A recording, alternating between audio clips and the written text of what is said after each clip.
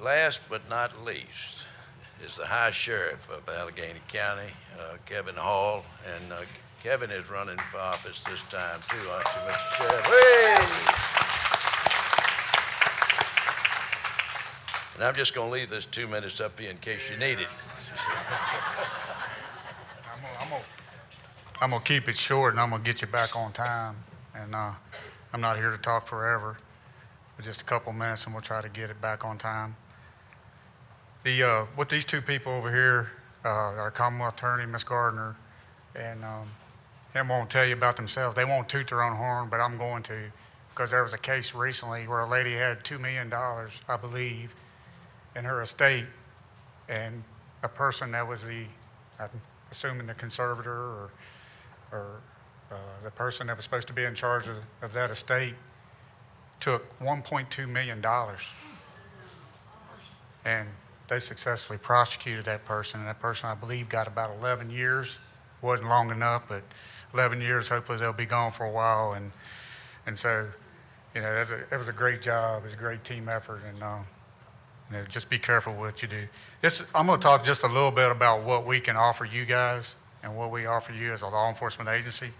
And whenever you're on vacation or if you're going out of town for the weekend, I'm not good behind the podium. I'd never be a very good preacher or whatever. I like moving around. I like to move around and talk. When I was a DARE officer, you moved around and talked. We didn't have a podium. We stood behind to talk to the kids and everything. So this is my fourth one that I've been involved in. I think I was involved in one of these when I was an investigator at Covington High School, when we had one there, so when I was at the Covington Police Department. But if you're going on vacation, you're going to be gone for a week, or if you're going to be gone for a couple days, if you live within, you know, the county, that let us know. We'll come by and we'll check on your property, do a night check, and just ride by and make sure, let us know what's going on. We're willing to do that for you. We also have Project Lifesaver. You know, people that have dementia or whatever, we have a little bracelet. Lieutenant Todd Tyler is in charge of that. He's our lieutenant inside the jail. And, you know, we can, if you have a family member that has that issue, or even a young person with autism, we can attach that bracelet onto them. And if they wander off, you know, we have the capability of being able to track them. And a lot of people didn't realize that. I think we had an article in the paper earlier in the year, and to remind everybody that we still offered that program. Just on a light note, some of the things here today, I even learned something. I'm 55 years old now, so a lot of people consider me a senior. And, you know, I can get the senior discount or whatever, but on a bad note, I noticed on page 2 that I won't get my Social Security till I'm 67, so I guess I got 12 more years. Hopefully I got 3 more terms in me, so at least 2. And the grandparents' visitation that Mr. Parks talked about, we run into a lot of times is even the parents like, hey, I have an order from a court that says I'm supposed to get my visitation every other weekend, and it's my weekend to get my visitation. Or it could be even the grandparent. And they'll call us up and say, hey, the other parent won't give me the kid. Well, they think that if you think that because you have that order from the court that we can come and take the kid from somebody, we can't do that. It's a civil matter. We have to tell you to go before the court for that person violating the order. It's not that we don't want it, because we just don't know who's got what weekend or whatever. We can't keep track of that. But we do have a drop-off if you have, you know, problems with the other person that, you know, when you need to drop the kids off, there's a drop-off that has a camera that's back in the credit union parking lot, and that, you know, it's a good, safe place to meet to drop off kids, because not all divorces are, you know, agreeable and get along. I've been down that road myself, and, you know, not all people can get along with each other, so a lot of times it's better to have a place in the open. Two more things, and then I'll be done.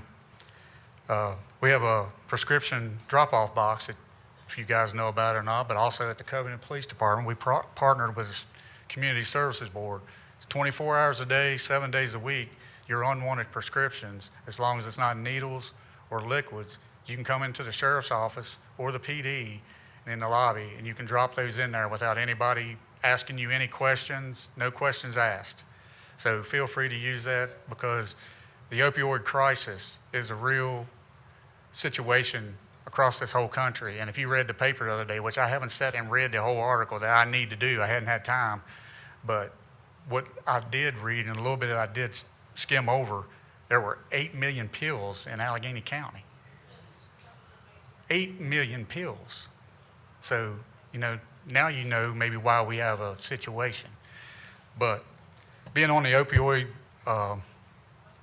so that'll combat that. We keep it there till the April and October that the DEA takes it in Roanoke.